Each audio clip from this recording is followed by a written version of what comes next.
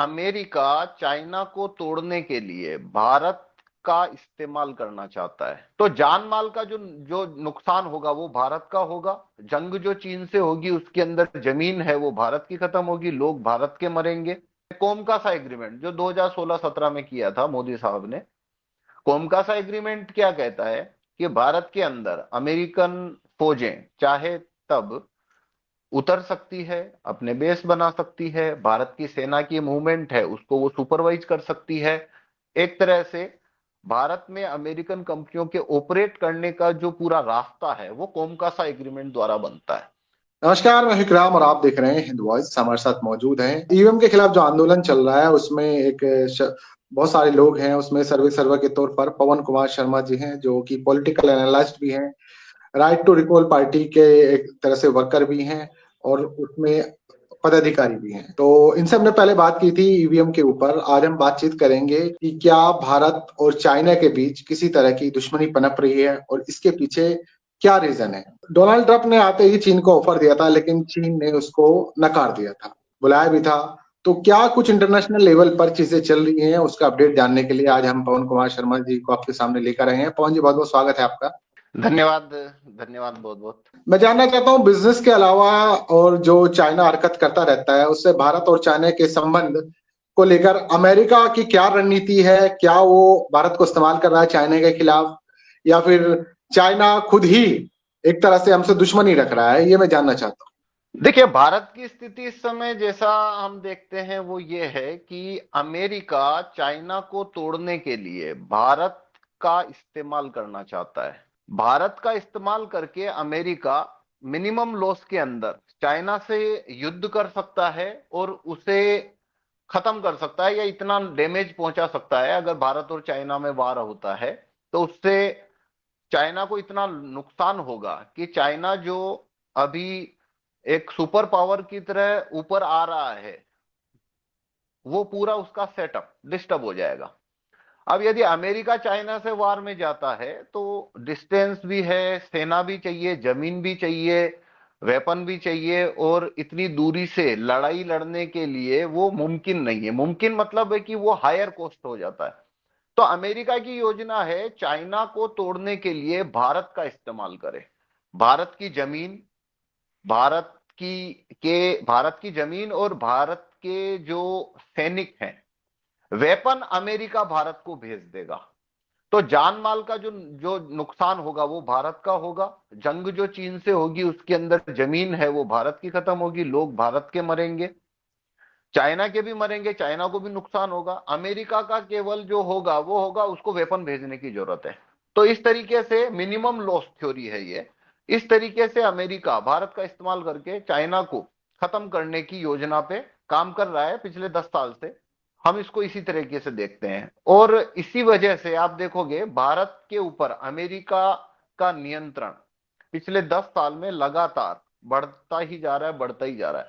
आज भारत के अंदर अमेरिका भारत से ज्यादा ताकतवर है। तो ये सब जो ग्रिपिंग है उसकी अमेरिका की भारत के ऊपर, उसका इस्तेमाल इसी चीज के लिए वो इसीलिए ग्रिप कर रहा है ताकि भारत का इस्तेमाल चाइना को तोड़ने में कर सके। नहीं नहीं, कौन कौन से सेक्टर है जहां पर आप कह रहे हैं कि भारत में अमेरिका ज्यादा स्ट्रांग है? वो कौन सी चीजें हैं जिनसे अमेरिका यहाँ पर स्ट्रांग बना हुआ है? देखिए, पहली चीज तो मीडिया, जो पेड मीडिया है वो पहले से अमेरिकन कंपनियों के, अमेरिकन मल्टीनेशनल कंपनियों के कंट्रोल के अंदर है। वो तो सभी के सामने दिखने वाली बात है।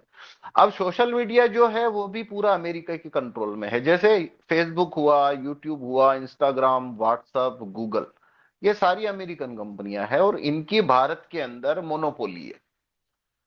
तो इसके थ्रू उनके पास में जो ताकत आती है, जनता का मूड बनाने की ताकत, लोगों नेताओं को चुनाव जितवाने की ताकत, मीडिया और सोशल मीडिया पे अमेरिकन कंट्रोल होने से वो ये तय करते हैं कि कौन से नेता को उन्हें इंस्टॉल करना है, किसे सीएम की कुर्सी तक पहुंचाना है जो उनके इशारों पे काम कर सके, या किसे पीएम की कुर्सी तक पहुंचाना है जो उनके साथ सहयोग करे, उनके एजेंडे के लिए वो सहयोग करे।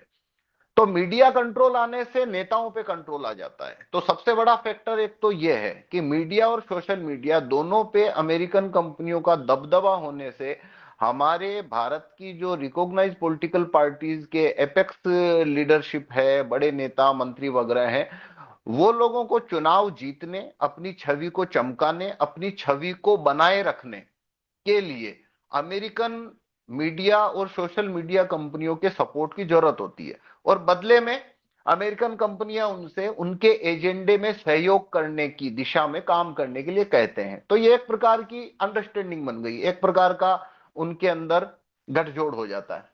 दूसरी चीज ईवीएम है। ईवीएम जो है उसकी वजह से भी नेताओं पे ग्रिप आती है। ईवीएम पे कंट्रोल आने से कौन नेता जीतेगा, किसे हटाना है, अगर कोई उनके एजेंडे में सहयोग नहीं कर रहा है तो उसे हटाने की ये ताकत भी उनके पास आती है। तो ईवीएम हुआ, मीडिया हुआ, सोशल मीडिया हुआ, ये चीजें हैं। अब इसके अलावा अब आपको यदि इसको आपको इस नियंत्रण को मेजर करना हो तो एक और मैं चीज बताता हूं, जैसे कोमकासा एग्रीमेंट जो 2016-17 में किया था मोदी साहब ने। कोमकासा एग्रीमेंट क्या कहता है कि भारत के अंदर अमेरिकन फौजें चाहे तब उतर सकती है, अपने बेस बना सकती है, भारत की सेना की मूवमेंट है उसको वो सुपरवाइज कर सकती है। एक तरह से भारत में अमेरिकन कंपनियों के ऑपरेट करने का जो पूरा रास्ता है वो कोमकासा एग्रीमेंट द्वारा बनता है।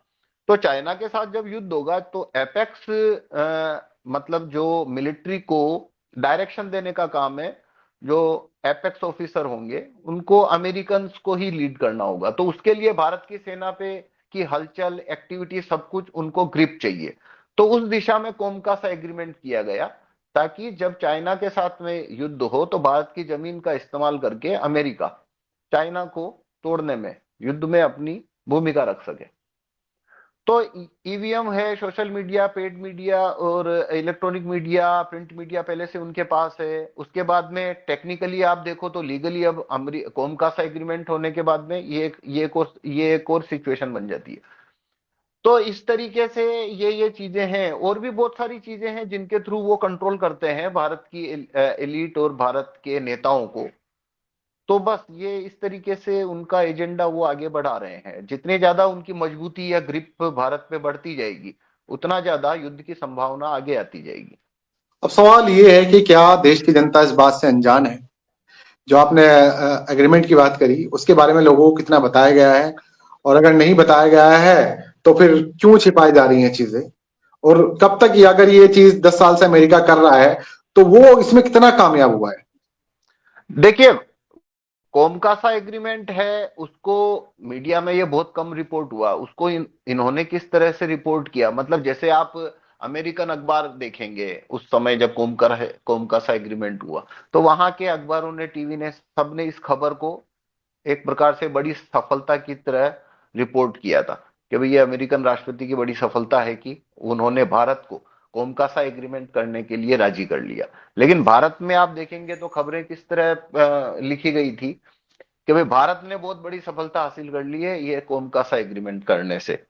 तो उन्होंने वो जो एग्रीमेंट है उससे जो जो नुकसान होने वाले हैं, अ, जो नुकसान है उनको अंडर रिपोर्ट करते हैं, रिपोर्ट ही नहीं करते हैं। और उससे ये फायदा, वो फायदा, उसको वो और रिपोर्टिंग करते हैं, उसे ज्यादा टाइटल में, सब टाइटल में रखते हैं। तब भी ये कोमकासा एग्रीमेंट है, ये काफी कम लोगों तक ये जानकारी पहुंच पाई, जबकि कोमकासा एग्रीमेंट देश के लिए बहुत ही खतरनाक है। कोमकासा एग्रीमेंट होने के बाद में अमेरिकन सेना की एक्सेस भारत के मिलिट्री एस्टेब्लिशमेंट के ऊपर जा चुकी है। अब जैसे एक और मैं एग्जांपल देता हूं कि भारत में मिलिट्री एस्टेब्लिशमेंट के अंदर जो एपेक्स लीडरशिप है उनके बीच में भी जो ऑफिशियली जो निर्देश, आदेश वगैरह दिए जाते हैं उसके लिए भी अब व्हाट्सएप वगैरह का इस्तेमाल होता है। तो इस वजह से भी उनके पास में सारा सुपरविजन रहता है। ये भी एक चीज है। अब एक और इंप्रूवमेंट ये आया है कि यूक्रेन और रशिया, उनके युद्ध की वजह से भी भारत और चाइना का युद्ध नजदीक आ रहा है। क्यों आ रहा है? अभी तक रूस के ताकतवर होने के कारण अमेरिका भारत का पूरी तरीके से, अपने तरीके से इस्तेमाल नहीं कर पाता था। लेकिन अब रूस को अमेरिका ने यूक्रेन दे दिया, मतलब यूक्रेन में उलझा दिया है उन्हें, और वो कितने सालों, कितने दशकों तक वो युद्ध चलेगा उसका कोई ठिकाना नहीं है अब। तो रशिया उस स्थिति में नहीं है कि वो भारत की मदद करने भी आ सके। मतलब वो अपनी वो स्थिति खो चुका है। इन दैट केस जब रशिया इसमें से आउट हो जाता है, क्योंकि वो खुद अपनी जंग में उलझ चुका बुरी तरह से, अमेरिका ने उसे उलझा दिया है, तो अब भारत का आसानी से भारत का इस्तेमाल करना अमेरिका के लिए बहुत आसान हो गया है। तो अब जैसे जैसे टाइम निकलेगा, हर महीने के साथ में भारत और चीन के युद्ध की संभावना बढ़ती जाएगी। और अमेरिका भी कोई फर्स्ट राउंड में हमें वेपन नहीं देने वाला है। वो पहले भारत और चीन के बीच में जो युद्ध ट्रिगर होगा उसके अंदर पहले वो भारत को हारने देगा। और अगर अमेरिका वेपन नहीं भेजता है, अपने कॉम्प्लेक्स वेपन, आधुनिक हथियार अगर अमेरिका ने नहीं भेजे, तो भारत की स्थिति नहीं है कि भारत चाइना से युद्ध जीत सके। उसके अंदर भारत की हार होने की संभावना काफी ज्यादा है, क्योंकि सेना कितनी भी अच्छी हो, अगर हमें आधुनिक हथियार नहीं मिलेंगे तो हम नहीं लड़ पाएंगे, वो तो एक फैक्ट है। देखो, तो जब भारत हारने हारने लगेगा, भारत की स्थिति जब खराब हो जाएगी, तभी अमेरिका भारत की मदद करने आएगा, पहले नहीं आएगा, ताकि भारत की आवाम जो है उनको ऐसा तास्तर मिले कि देखो अमेरिका हमें बचाने आ रहा है, धन्यवाद अमेरिका, थैंक यू अमेरिका। इस तरीके से जैसे अभी यूक्रेन को पहले मार खाने दी अमेरिका ने, और बाद में उन्होंने वेपन भेजने के लिए जब ही एग्रीमेंट करने की बात आई, जब उनको, अभी तक वो उनको दोयम दर्जे के वेपन देता रहा, लेकिन अमेरिका ने पहले मिनरल अपने लिए बुक किए, उनके मिनरल की डील करने के बाद में वो अब उनको वेपन देना शुरू करेगा। तो यूक्रेन के मिनरल है वो सारे अमेरिका की झोली में चले जाएंगे फ्री फंड में, और अब बदले में वो जो वेपन देगा उससे रशिया और यूक्रेन वो दशकों तक लड़ते रहेंगे अब। तो वैसी स्थिति अमेरिका भारत के साथ भी करेगा, उसकी संभावना बहुत ज्यादा है, क्योंकि चाइना को खत्म करने का और कोई रास्ता नहीं है। भारत का इस्तेमाल करके ही, युद्ध का इस्तेमाल करके ही चाइना को अमेरिका रोक सकता है, और यदि अमेरिका चाइना को नहीं रोकता है तो उनकी कंपनियों को बहुत बड़े पैमाने पे आर्थिक नुकसान उठाना पड़ेगा, क्योंकि बाजार के अंदर चीन का दबदबा और उस बढ़ता जा रहा है, और मार्केट को वो चीन कैप्चर करता जा रहा है, ये बात है। तो चाइना इसको लेकर कुछ तैयारी कर रहा है? नहीं, उसे नहीं पता, क्या उसको नहीं पता ये सारी चीजें जो हो रही हैं कि भारत का इस्तेमाल किया जा सकता है? तो भारत से वो अपने हिसाब से दोस्ती करे, हमारे साथ उसकी क्या स्ट्रेटेजी है, क्या रणनीति अपनाई हुई है? देखो, चाइना भारत के साथ में युद्ध नहीं चाहेगा। क्यों नहीं चाहेगा? क्योंकि ये बात चाइना जानता है कि अमेरिका के भारत के साथ अगर उसका युद्ध होगा तो वो भारत का नहीं होगा, वो उसके बिहाइंड में यानी पीछे अमेरिका खड़ा रहेगा, तब ही भारत और चाइना का युद्ध होगा। और अमेरिका के वेपन अगर भारत को मिलेंगे, चाइना को बहुत नुकसान होने वाला है, मतलब शायद आधा चाइना खत्म हो जाए उतना नुकसान हो जाएगा, क्योंकि लड़ाई तो वेपन से होती है, सेनाओं की तो होती नहीं है। लेकिन चाइना के पास में कोई रास्ता नहीं है, मतलब है कि चाइना इसमें कुछ कर नहीं सकता। ये पूरा जो इंप्रूवमेंट आ रहा है वो इस तरीके का है कि भारत के अंदर अमेरिका की जो ग्रिप बढ़ती जा रही है। अब चाइना उसमें क्यों कुछ नहीं कर सकता? मान लीजिए चाइना भारत के साथ में संबंध ऐसे बनाना चाहता है कि युद्ध ना हो, पर प्रॉब्लम यह है कि भारत में जो नेता हैं, जो भी एपेक्स पॉलिटिकल लीडरशिप है, वो सारे अमेरिका के ऊपर टिके हुए हैं। यानी कि वो चुनाव जीतने के लिए, मुख्यमंत्री प्रधानमंत्री बनने के लिए, या फिर अपनी राजनीति में अपनी प्रासंगिकता और शीर्ष शीर्ष स्थिति बनाए रखने के लिए वो अमेरिका पे ही डिपेंड कर रहे हैं। तो अमेरिका नहीं चाहता कि भारत और चाइना के बीच में रिश्ते अच्छे हों। यदि रिश्ते अच्छे होंगे तो युद्ध कैसे करवाएगा अमेरिका? तो भारत की लीडरशिप है वो अमेरिकन एलिट के आदेशों के आगे जाके चाइना के साथ में वो रिश्तों को सुधारने की दिशा में काम नहीं कर सकते। और भारत के नेता है वो जब ऐसा नहीं कर सकते तो चाइना अकेला किस तरीके से भारत से रिश्ते सुधारेगा? तो ये एक वार है जो अमेरिका थोपना चाहता है। भारत भी युद्ध नहीं चाहता, अब चाइना भी नहीं चाहता, लेकिन तीसरी ताकत जो है अमेरिका, फ्रांस, ब्रिटेन, ये तीनों एक ही देश, इनके जो आर्थिक लाभ है, आर्थिक सामरिक, उसमें ये तीनों देश एक ही ब्लॉक में आते हैं, अमेरिका, ब्रिटेन, फ्रांस। वो यदि युद्ध चाहते हैं तो भारत उस स्थिति में नहीं है कि वो अपनी मंशा चला सके। तो भारत का यहाँ पे, भारत के नेता क्या चाहते हैं, वो यहाँ पे इररिलेवेंट हो जाता है। आज के 10 साल पहले या आज के 15 साल पहले ये रेलिवेंट था कि भाई भारत के नेता क्या सोचते हैं, क्या चाहते हैं, उससे फर्क पड़ता था।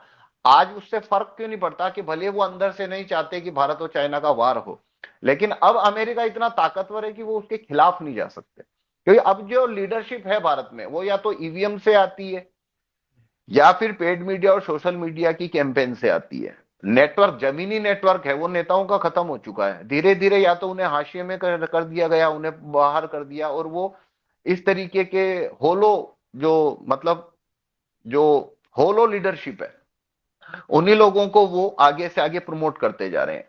और चाहे सीएम हो चाहे कोई भी हो, वो इस तरीके से वो लीडरशिप बढ़ती जा रही है। और उनके पास में कोई पॉलिटिकल नेटवर्क नहीं है, ग्राउंड नहीं है, तो उनकी वो ताकत में नहीं है अब कि वो अमेरिकन एलिट के खिलाफ जा सकें, क्योंकि अमेरिकन एलिट के पास में भारत का मीडिया, सोशल मीडिया, ईवीएम, ये तीनों चीजें हैं जिससे वो उनकी चोटी को बराबर पकड़ के रखते।